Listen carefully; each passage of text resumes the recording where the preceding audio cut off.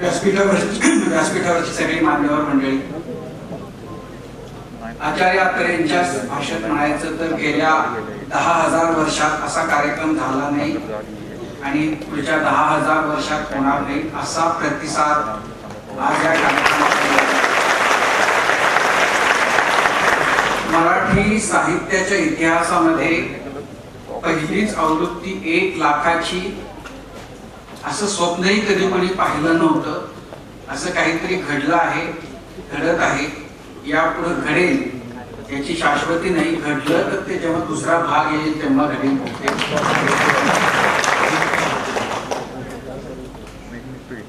पण अद्भुत वाटावं असा हा सगळा कार्यक्रम. खर तर 50 वर्षांपूर्वी शोले आला होता आणि आत्ताच त्याचं 50वे वर्ष झालं आणि त्याच्यामधला तो एक डायलॉग की गब्बर सिंगने गावामध्ये रामपूरमधल्या लोकांमधला की बेटा सो जा नाही तो गब्बर आ जाएगा, तो एका व्हिलनच्या बद्दलचा, खलनायकाच्या बद्दलचा, गावातल्या सज्जन लोकांमधली ती भीती होती. तुकाराम मुंडेंनी अशी काही जादू केली आहे की सगळ्या भेसळवाल्यांना काम ठीक करो नहीं तो तुकाराम आ जाएगा.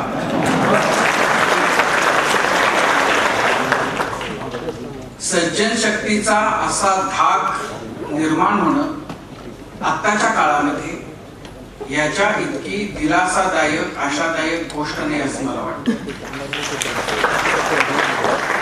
आज जी गर्दी इतक्या मोठ्या संख्येने आली आहे, मला हे फार आश्वासक यासाठी वाटलं कारण आज आपण बघतोय की समाजामध्ये आपल्या सगळ्या व्यवस्था इतक्या सडून गेलेल्या आणि इतकं म्हणजे मग ज्या लोकशाहीचा जे स्तंभ आपण म्हणतो त्या स्तंभांकडून ह्या लोकशाहीचं जतन व्हावं, त्याचं संरक्षण व्हावं अशी अपेक्षा आहे. त्यांनी या लोकशाहीचा जो सगळा मनोरा आहे तो तोलावा अशी अपेक्षा असते. आज आपल्याला असं दिसतं की हे सगळे स्तंभ पूर्णपणानं सडून गेलेले आहेत.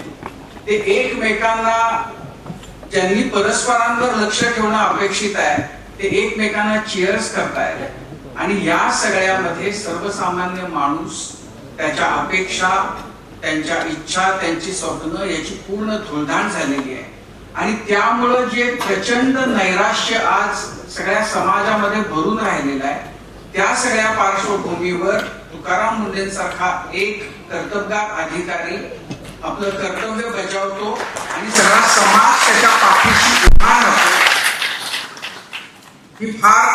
ही आवश्यक गोष्ट आहे आणि ही किती म्हणजे याचं मोल फार मोठं आहे. खरं तर मी आता मुंबईहून येताना मी या नावाबद्दल खरं तर विचार करत होतो. म्हणजे आता काय योग आहे आज म्हणजे आषाढीच्या निमित्तानं आणि तुकाराम नावामुळं खरंच त्याच्याबद्दलच्या चर्चा झाल्या.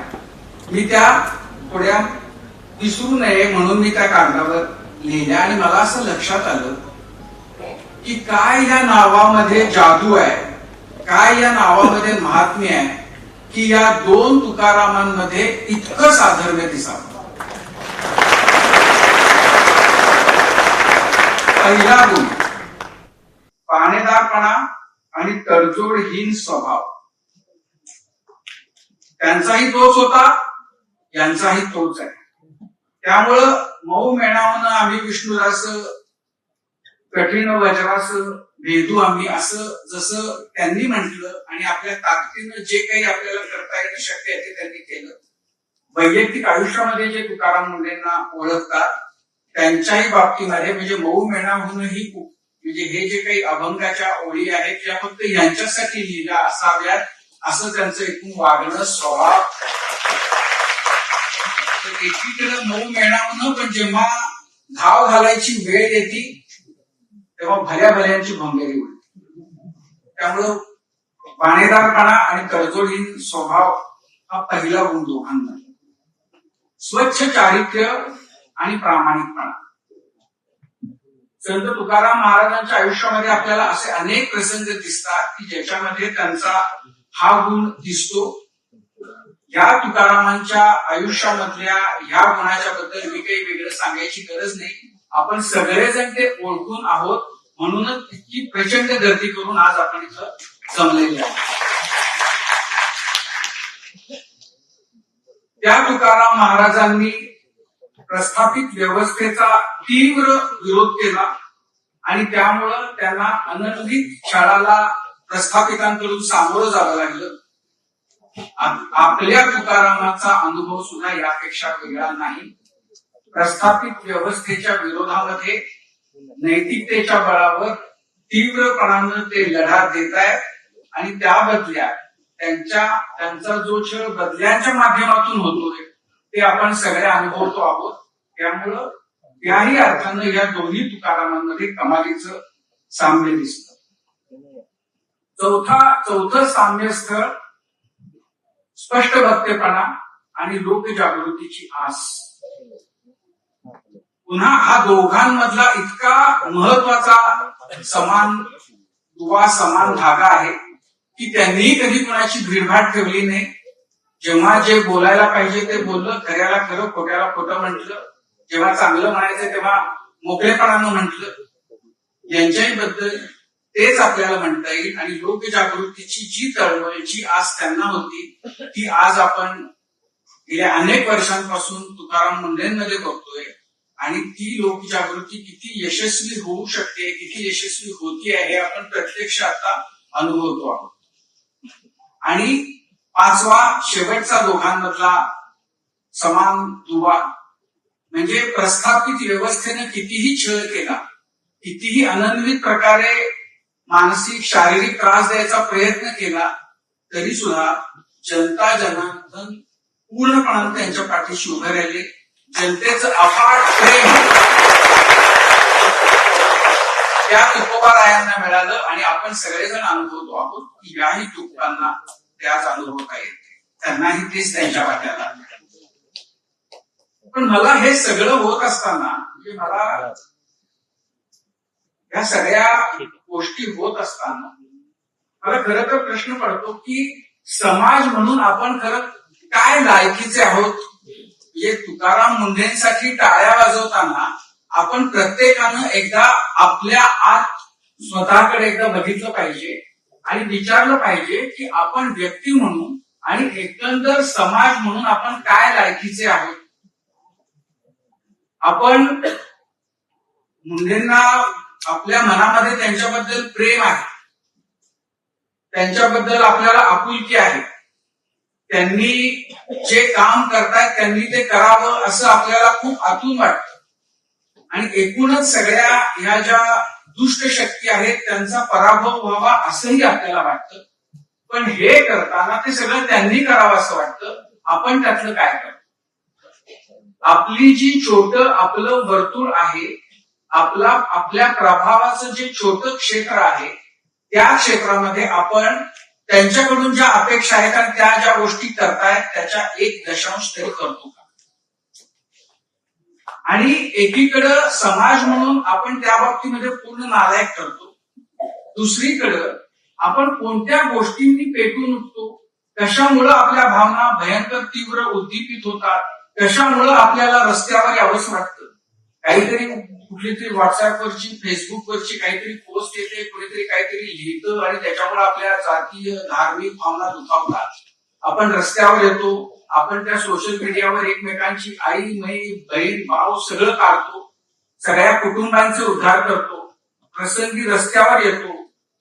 पण आपल्याला आपल्या आयुष्यामध्ये जिथं आपण प्रत्यक्षामध्ये रस्त्यावर उतरलं पाहिजे अशा गोष्टींच्या बद्दल मात्र आपण पूर्णपणानं निर्विकार राहतो. आपल्याला त्या काय गोष्टी आहेत याच्याबद्दल जाणूनही घ्यायचं नसतं. आपल्याला फक्त भावनिक मुद्द्यांवर काहीतरी आपण कसे आक्रमक आहोत आणि आपण कसे तडफदार आहोत हे दाखवायचं असतं. जिथं केलं पाहिजे, जेव्हा केलं पाहिजे तिथं मात्र आपण काही करत नाही. म्हणजे आता भेसळीचा मुद्दा निघाला, आपल्या कुणालाही हा प्रश्न पडत नाही की ज्या पनीरचा मगाशी संजय नाहारने उल्लेख केला, आपल्या कुणालाही हा प्रश्न पडत नाही की जर दुधाचा दर 60 रुपये लिटर आहे आणि जर 1 किलो पनीर करायचं असेल तर त्याला किमान 6 लिटर दूध लागतं. म्हणजे 360 रुपयाचं जर दूध लागतं, त्याची प्रोसेस करून त्याच्यावर ते गरम करणं, प्रोसेस करणं, पॅक करणं, याची जर त्याच्यामध्ये किंमत ऍड केली आणि ती बाजारामध्ये विकायला आल्यानंतर मधल्या सगळ्या साखळीमधल्या लोकांचं जे काही कमिशन आणि शेवटचा विक्रेत्याचा फायदा असं जर त्यात होणार असेल तर 300 रुपयाला पनीर आपल्याला मिळतं कसं? आपण कधीही आयुष्यात कुणीही 300 रुपये पनीर विकणाऱ्याच्या समोर जाऊन त्याचं गचुरं पकडत नाही, त्याच्या आपण कॉलरला हात घालत नाही. जे दूध आपल्या वाट्याला येतं ते दूध खरंच काय लायकीचं आहे हा प्रश्न आपल्याला कधी पडत नाही. आणि ही गोष्ट ही पनीरच्या बद्दलची आहे ती त्यांनीच सांगितली. मला नेहमी हा प्रश्न पडतो की शेंगदाण्याचा जर दर 150-125 रुपये किलो असेल आणि जर 1 किलो शेंगदाण्याचं 350 ते 400 ग्रॅम जर तेल निघत असेल तर 1 किलो तेल शेंगदाण्याचं खूप प्युअर स्वच्छ रिफाईंड वगैरे असं म्हणून 200 रुपयात माझ्या घरामध्ये येतं कसं? त्याची किंमत किमान 700 रुपये असली पाहिजे. 700-800 रुपयाच्या आत तर प्युअर शेंगदाण्याचं तेल कुणी विकूच शकत नाही. आपल्याला हा प्रश्नच पडत नाही कारण आपण ह्या सगळ्या अशा गोष्टींच्या बद्दल अतिशय उदासीन आहोत. आणि समाज म्हणून जी आपली घसरण आज झालेली आहे त्याचे जे परिणाम आहेत त्या घसरणीतून मग ज्या लायकीचे आपल्याला ब्युरोक्रॅट्स, राजकारणी, मीडियाचे लोक सगळे जे मिळाले ते आपण समाज म्हणून घसरलोय त्याची ती देण आहे.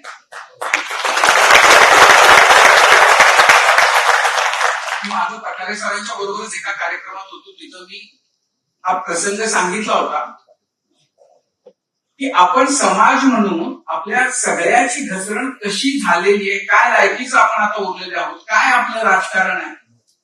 मी माझा एक पोलीस अधिकारी मित्र आहे त्याच्याकडे मी गेलो होतो आणि मला असं लक्षात आलं की पोलीस स्टेशनला जायची कधी वेळ सुदैवानं आली नव्हती आयुष्यात, पण किमान सिनेमामध्ये तरी बघितलं होतं की पोलीस स्टेशनमध्ये पूर्वी असे फोटो असायचे गुन्हेगारांचे, एक अशी हातात पाठी घेतलेला आणि एक प्रोफाईल फोटो. आणि मला असं लक्षात आलं की आता पोलीस स्टेशनमध्ये असे फोटोच नाहीत. तर मी माझ्या मित्राला विचारलं, अरे काय आता तुम्ही ते फोटो लावणं बंद केलं का? तो म्हणाला, कशाला आता फोटो लावायची, ज्यांचे फोटो लावायचे ते सगळे होर्डिंगवर दिसतात.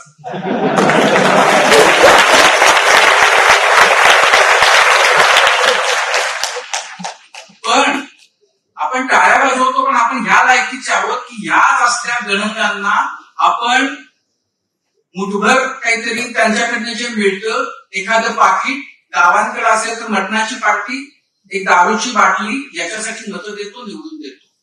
आणि हे पूर्वी ग्रामीण भागामध्ये होतं. आता पुण्यासारख्या शहरामध्ये सुद्धा लोक सोसायटीचं आमचं बिल भरा, आमच्या बिल्डिंगला रंग लावून द्या, म्हणजे इतका नीचपणा आणि इतकं गलिच्छपणा आपल्या व्यवस्थेनं निर्माण केला. आणि आपल्याला याच्यामध्ये कुणाला लाजही वाटत नाही की आपण हे सगळं आपल्या हातात जो आपला अधिकार आहे मतदानाचा तो आपण फुटकळ पैशांसाठी गहाण टाकतो.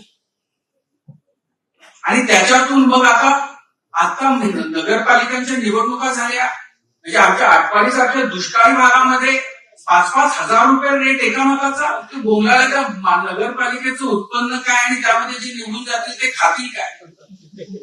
मला नंतर असं सांगितलं की आटपाडीचं काय घेऊन बसला, त्र्यंबकेश्वर मध्ये 25,000 आणि 35,000 रुपये एका मताचा भाव झाला. आणि त्याच्यामध्ये तो एक दिव्य प्रकार असा झाला की एकानं चांदीची नाणी दिली होती मतदानासाठी आणि ती देऊन सुद्धा पडला. मग तो भांडायला गेला की माझी ती नाणी परत द्या. सगळ्यांनी त्याला आकलून दिलं की आम्ही दिलं होतं, तुझ्या घरात दिले का बघ तू. मुद्दा हा की समाज म्हणून आपण अपेक्षा ठेवतो.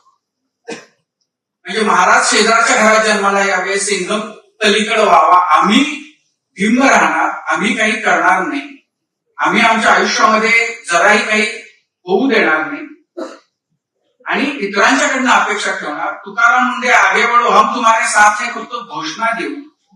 प्रत्यक्षामध्ये जेव्हा आमच्या पातळीवर स्वतःच्या पातळीवर करायची वेळ येईल तेव्हा आपण शेपूट घालू.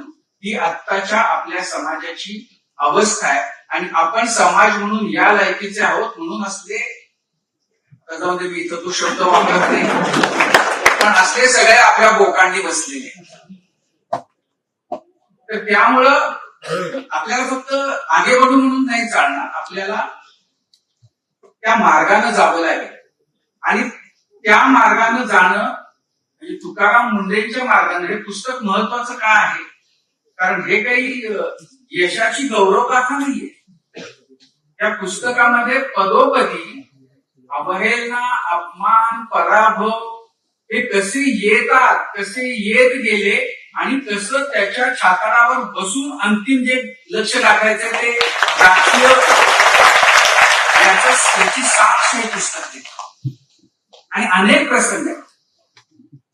आणि म्हणजे नियतीनं तुकाराम मुंडेंना निवडलंच होतं काहीतरी चांगलं करण्यासाठी.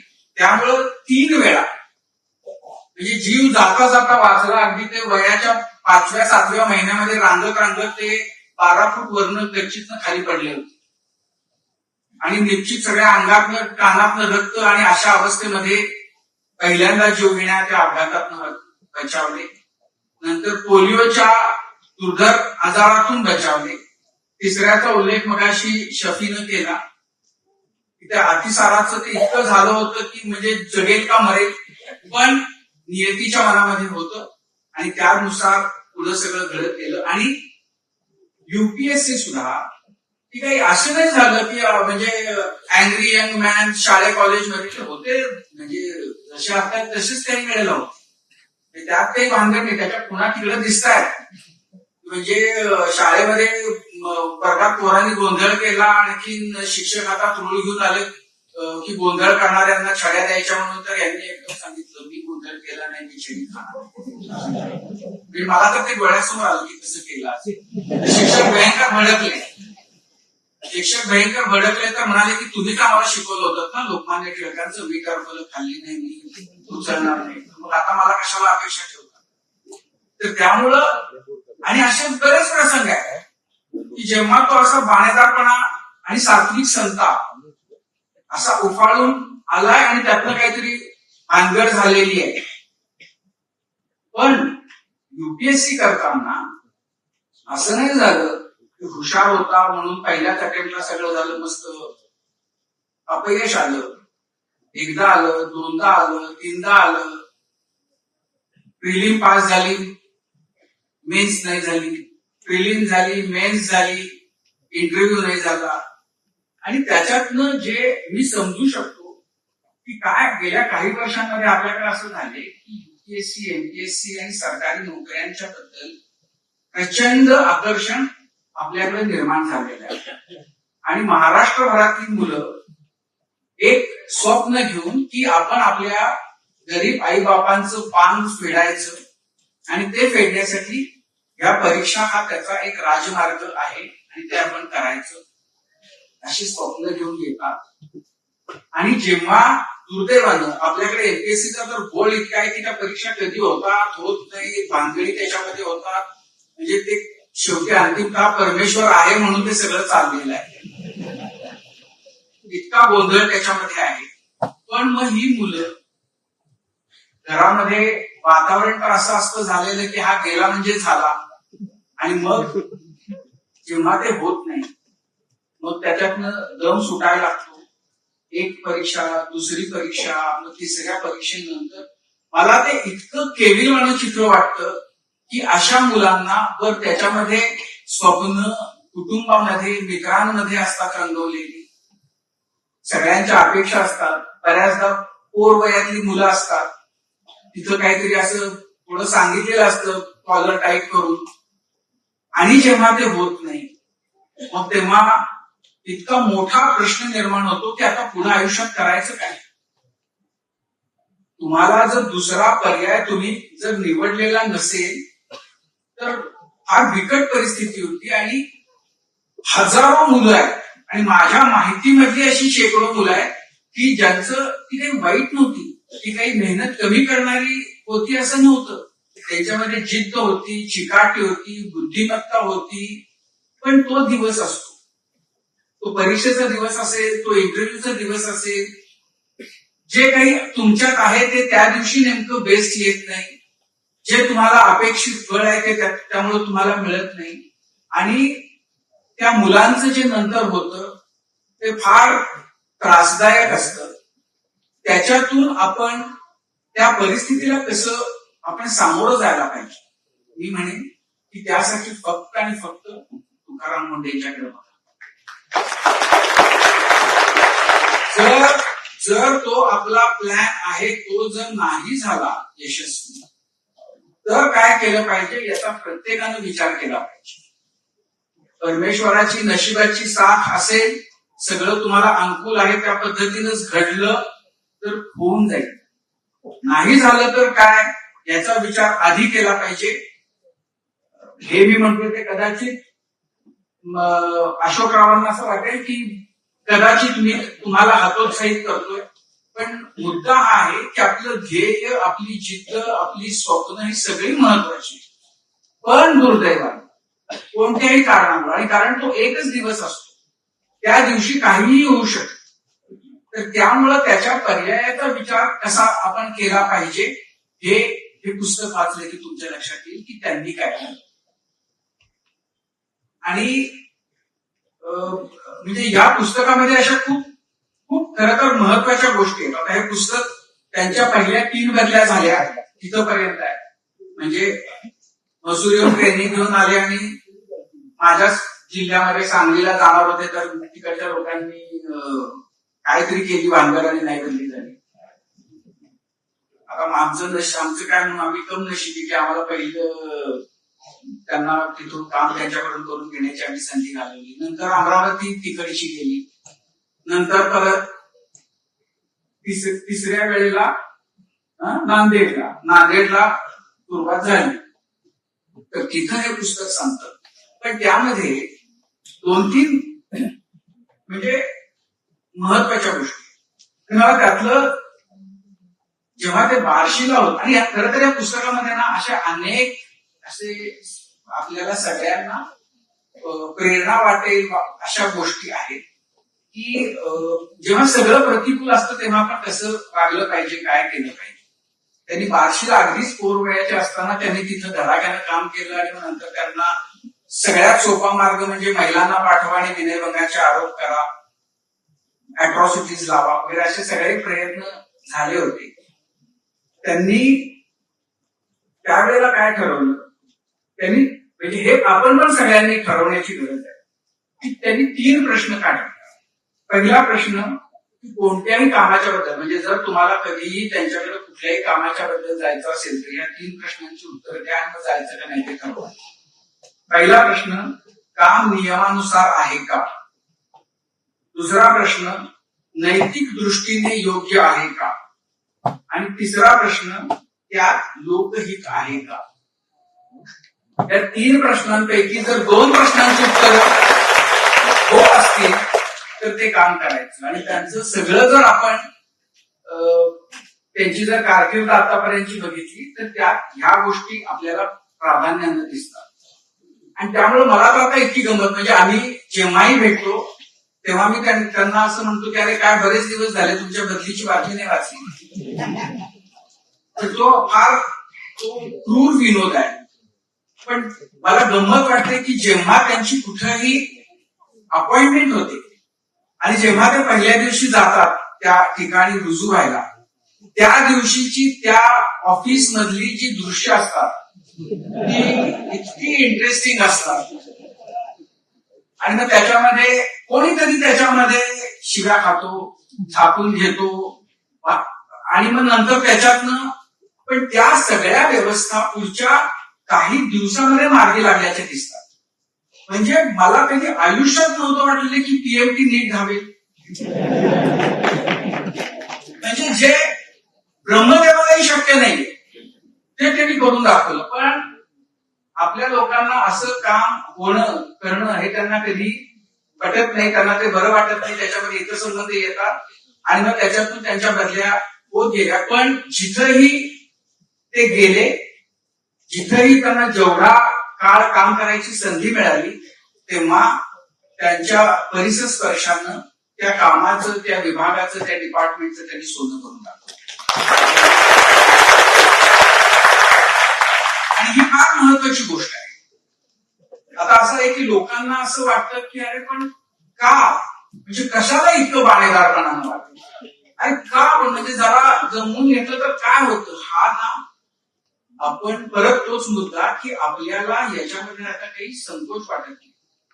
म्हणजे पैसे देऊन काम करवणं, वेळेत न येणं, ऑफिसमध्ये आल्यानंतर बाकीचे उद्योग करणं, याच्यामध्ये ना आता कुणालाच कसलाच संकोच वाटत नाही. मी मागे एकदा बीडला चाललो होतो आणि नगरला एका धाब्यावर बसलो, तर तिथं एक जण मोटरसायकलवरनं बिस्लेरी बाटल्या विकण्याचा धंदा करणारा, तो बिस्लेरीच्या बाटल्या मागे क्रेट लावलेले, तो आला आणि तो ठेवून गेला. मला काही म्हणजे ठीक आहे, ठेवून गेला. नंतर मला त्या हॉटेलवाल्यानं सांगितले की काय बघा हे, आणि तो एकदम टिपिकल तिकडच्या याच्यामध्ये बघा कसं करतंय. शिक्षक होता आणि शाळेमध्ये 2,000-3,000 रुपये देऊन शिकवायला एक कुणाला तरी ठेवलं होतं, आणि हा गावभर बिस्लेरीचा धंदा करत फिरत. याच्यामध्ये कुणालाच लाज वाटत नाही. जे त्याला ओळखतात त्यांनाही काही त्यात गैर वाटत नाही.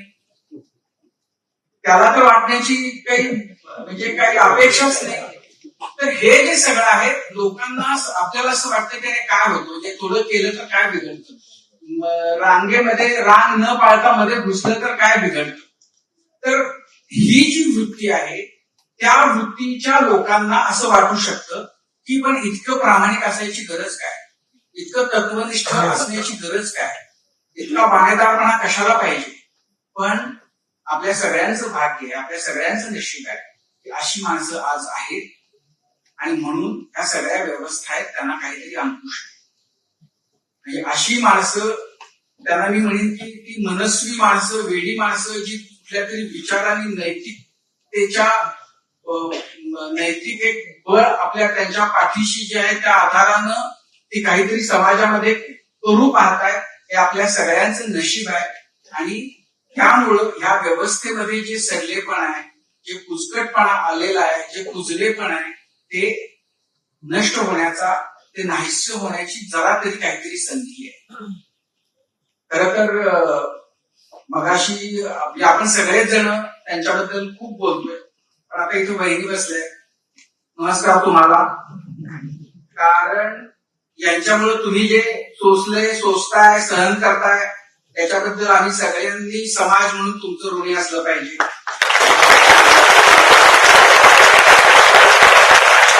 कारण असं आहे की असा कुणीतरी अधिकारी असणं आणि त्यांना ते काम करणं वगैरे सगळं जय जयकार, पण ते शेवटी पत्नी म्हणून त्याला स्वीकारणं आणि त्याला साथ देणं ही फार महत्वाची गोष्ट आहे.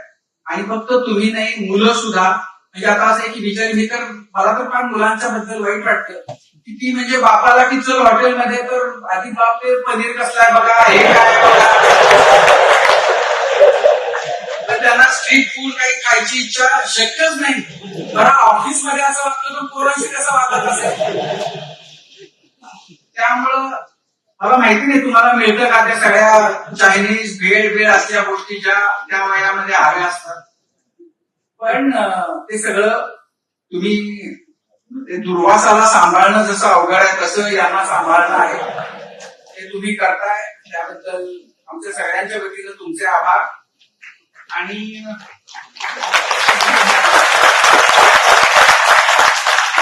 आपण अपेक्षा हीच ठेवूया की ते फार उत्तम पुस्तक झालेलं आहे, खूप प्रेरणा देणारं पुस्तक झालेलं आहे. या पुस्तकातून पुस्तक सगळ्यांनी वाचावं, आता लाखो लोकांनी ते बुक केलं म्हणजे ते वाचतील अशी आशा आहे. जातात अशी स्थिती आहे आत्ताची. आपल्याला लाज वाटत नाही, आपण पुजाऱ्याला पैसे देतो आणि घुसतो. आपण प्रसादामध्ये सुद्धा देवाला सुद्धा भेसळयुक्त तूप घालतो. म्हणजे घरामध्ये दिवा लावताना सुद्धा दिव्यासाठी म्हणून पाम तेल वापरतात. म्हणजे देवाला काय वाटेल त्याची काशी झाली तरी चालेल. असं आपण आपलं सगळं आहे आत्ताच, पण हे पुस्तक वाचतील तरुण मुलं जी आहेत त्यांनी तर आवर्जून वाचावं. आणि माझी म्हणजे आता आषाढी सुरू आहे म्हणून पांडुरंगाच्या चरणी प्रार्थना की हे पुस्तक वाचून एक 5-25 जर तुकाराम नवे जन्माला आले तर त्यांना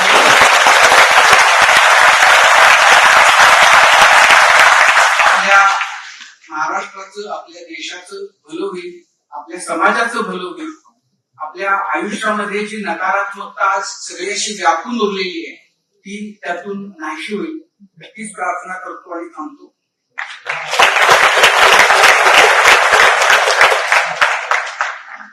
धन्यवाद सर.